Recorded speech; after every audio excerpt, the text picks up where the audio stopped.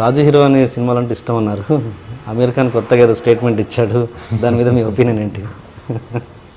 Voice of freedom అందరికీ ఉంది, ఎవరి ఒపీనియన్ వాళ్ళు చెప్పొచ్చు. ఓకే చెప్పారు, బట్ దాన్ని ఎలా మీరు చెప్తారు?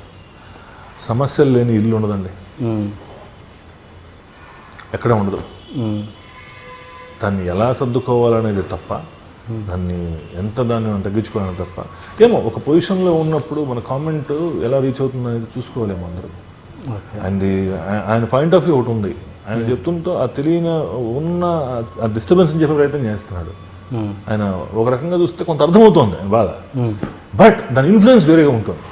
చాలా మంది దానికి ఫేస్బుక్లో అంతా నెగిటివ్గా రియాక్షన్ నెగిటివ్ వెళ్ళిపోతుంది. ఏంటి ఇంటాలరెన్స్ ఉందా మనకి, ఎందుకున్నాం ఇక్కడ, ఇంకా టాలరెన్స్ ఉన్న కంట్రీ ఏంటో చెప్పు. ఇది వేరే అవుతుంది. ఇది ఇంటాలరెన్స్ అయిపోకూడదు, వెళ్ళదే తప్ప నేను కూడా అన్న. కానీ ఏమో చాలా సెన్సిటివ్ అయిపోయింది సార్, సెన్సిటివ్ అయిపోయింది లైఫ్, చాలా సెన్సిటివ్ అయిపోయింది. కొంచెం జాగ్రత్తగా మాట్లాడాల్సిన పరిస్థితి తప్పదు. అది రైట్ రాంగ్ చర్చ పక్కన పెట్టేస్తే ఎక్కడో చోట ఏం మాట్లాడిన ఆ మాట ఎవరికి ఎలా రీచ్ అవుతుందో ఆలోచించాల్సిన పరిస్థితి ఎక్కువ ఉందేమో అనిపిస్తుంది. పాపం ఆయన ఇప్పటికీ రియలైజ్ అయ్యి ఉంటాడు, కానీ ఇప్పటికే జరగాల్సింది జరిగిపోయింది, డ్యామేజ్ జరిగింది. మీ ఈ రచయిత జర్నీలో మామూలుగా ప్రతి ఇండస్ట్రీ వింటుంటాం, ప్రతి టెక్నీషియన్లకి పేమెంట్స్ కరెక్ట్గా రావు అని.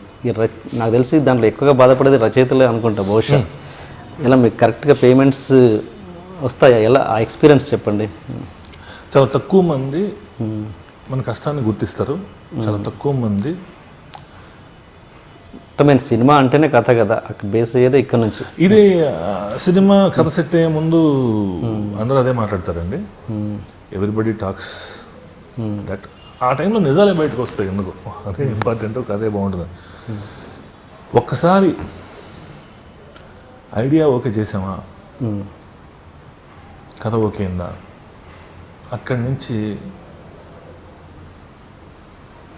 మీకు ఇన్సెక్యూరిటీ మొదలవుతుంది.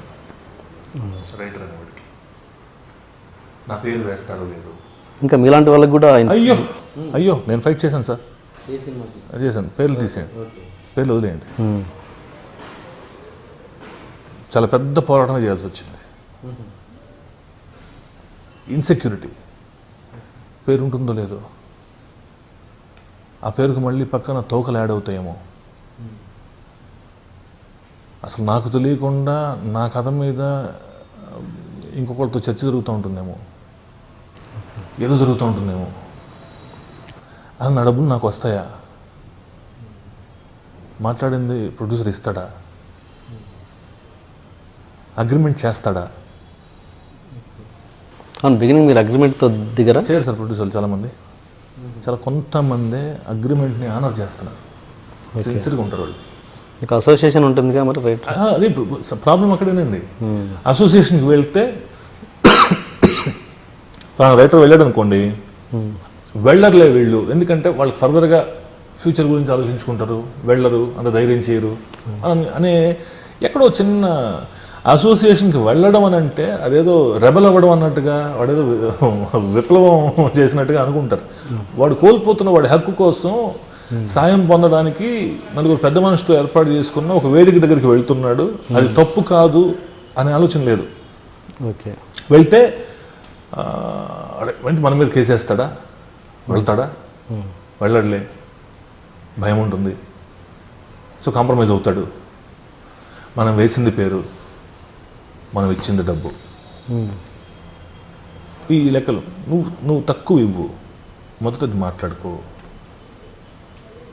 ₹1 అడుగుతాడండి, మీకు రూపాయి గిట్టుబాటు అవ్వదు, నేను ఇవ్వలేను అంటారు. అడిగేవాడు ఏముంది, వాడు ఇష్టం వచ్చినట్టు అడుగుతాడు, ఇది రైట్ అనుకుంటుందా. ఇచ్చేవాడు నువ్వేగా, నువ్వు ₹10 ఇద్దాం అనుకున్నావు, ₹10 రాయించుకో అంటారు. అది రాయవు. రేపొద్దున 10 పైసలు పావలా ఇచ్చి ఆపుతావు, ఆ పావలా వస్తుందో అది తెలియదు. ప్రతి ఒక్కడు వాడికి రాబోయే జీవితాన్ని దృష్టిలో పెట్టుకుని వాడు జీవితాన్ని ప్లాన్ చేసుకుంటాడు, తెలియదు. ప్రదక్షిణలు చేయాలి, అడుక్కోవాలి, 100 సార్లు ఫోన్లు చేయాలి, మెసేజ్లు పెట్టాలి. ఎంత దారుణంగా ఉంటుందో ఒక ప్రొడ్యూసర్తో నాకు అది ప్రత్యక్షంగా అనుభవం అయింది. రెస్పాండ్ ఎవరు, ఏం చేయగలరా అని. దీన్ని మీరు సినిమా ఆపలేరు మీరు, ఆ చేయి దాటిపోతుంది. దీన్ని మీకు డైరెక్టర్లు కానీ హీరోలు కానీ ఏం సపోర్ట్ చేయరా? అసోసియేషన్ కూడా ఉందండి సపోర్ట్ చేయడానికి, సపోర్ట్ చేస్తారు ఎవరైనా. మనం ఎందుకు చేయరు? కొత్త రైటర్ వెళ్ళి అడగలరు లేదు కానీ మీ స్థాయి రైటర్ అడగలగా చేస్తారు. ఉంటాయి ఆ ఇబ్బందులు సాల్వ్ అవడానికి దారులు ఉంటాయి. నాకు జరిగింది, నాకు కొన్ని ఇష్యూస్ నేను యూనియన్ దాకా వెళ్ళాను, చేశాను, వాళ్ళు చెప్పారు, అయినా మారరు కొంతమంది. వాళ్ళని కూడా ఆనర్ చేసి చెక్స్ ఇస్తారు. యూనియన్ దగ్గరుండి నాకు చెక్స్ ఇప్పించింది, ఆ చెక్ ఆనర్ అవ్వదు. సినిమా రిలీజ్ అయిపోతుంది లోపు, ఏం చేయాలి? ఇప్పుడు యూనియన్ ఏం చేయగలదు? సినిమా రిలీజ్ అయిపోయింది, ఏదో ఒకటి ఫ్లాప్ హిట్ ఏదో ఒకటి అవుతుంది, బట్ ఆ చెక్ బౌన్స్ అయింది. మీరేం చేయాలి? ఎప్పుడో రిలీజ్ అయిపోయిన సినిమా తాలూకు చెక్ ఇంకా అదిరి పెట్టుకున్నాను నేను.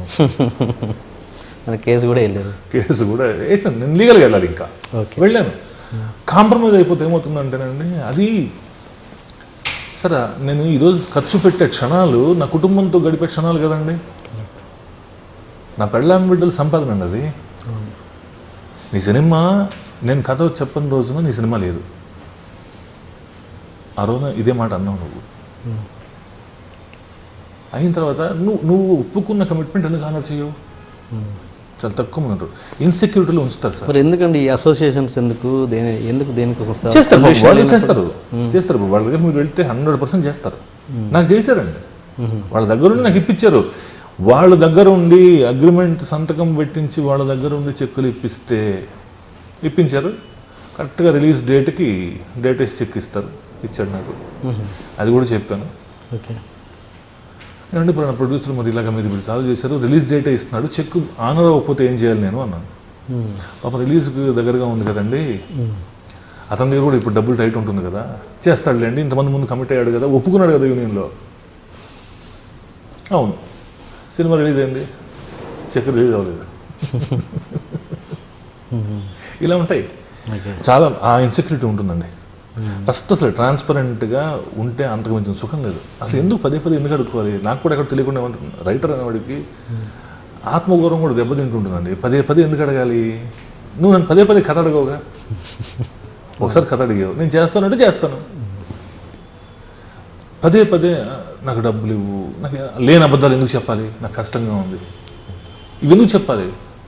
అలా చెప్తే నువ్వు దయదలుస్తావా? కొంతమంది ఉన్నారు ఇలాగా, కొంతమంది వాళ్ళ ఇబ్బంది ఇది, కొంతమంది జెన్యున్గా అగ్రిమెంట్లు చేసేవాళ్ళు ఉన్నారు. మరి ఇంత పేమెంట్లు ఎగ్గొట్టి కూడా ఇంత బడ్జెట్లు ఎందుకు పెరుగుతున్నాయి సినిమాకి? ఎక్కడ ఖర్చు పెడుతున్నారు? ఇంకా రకరకాల వేస్టేజ్ ఎక్కడ ఉంటుంది, ఖర్చు పెట్టకూడని చోట పెడుతూ ఉండొచ్చు, రకరకాల చోట్ల ఉంటుంది. నాకు ఎగ్గొట్టినట్టు అకౌంట్లో ఎగ్గొట్టినట్టు ఉండదు. కొంతమంది ఉంటారు సినిమా రిలీజ్ అయిన తర్వాత సినిమా ఫ్లాప్తో సక్సెస్తో సంబంధం లేకుండా పెండింగ్ ఉన్న బ్యాలెన్స్ క్లియర్ చేసేవాళ్ళు. ఓకే, ఎక్కువ జరిగింది. సినిమా రిలీజ్ అయిన తర్వాత ఆర్టిస్ట్ అందరూ నాకు చెప్పారు, షాక్ అయ్యాను. Cinema release, it's a flop, everybody knows that. తర్వాత కూడా ఇవ్వాల్సిన వాళ్ళని పిలిచి మీకు రావాల్సిన బ్యాలెన్స్ని ఇచ్చారు. ఇలాంటి వాళ్ళు ఉన్నారు మరి. వాళ్ళు ఫస్ట్ అగ్రిమెంట్ చేస్తారు నాతో. హిట్ ఎవరండి ప్రొడ్యూసర్? కళ్యాణ్ రామ్ గారు. ఓకే, ఇవి టోటల్గా ఎవరికి వాళ్ళ ఇదండి. కొంతమంది చాలా సిన్సియర్గా ఉంటారు, చాలా పర్ఫెక్ట్గా ఉంటారు.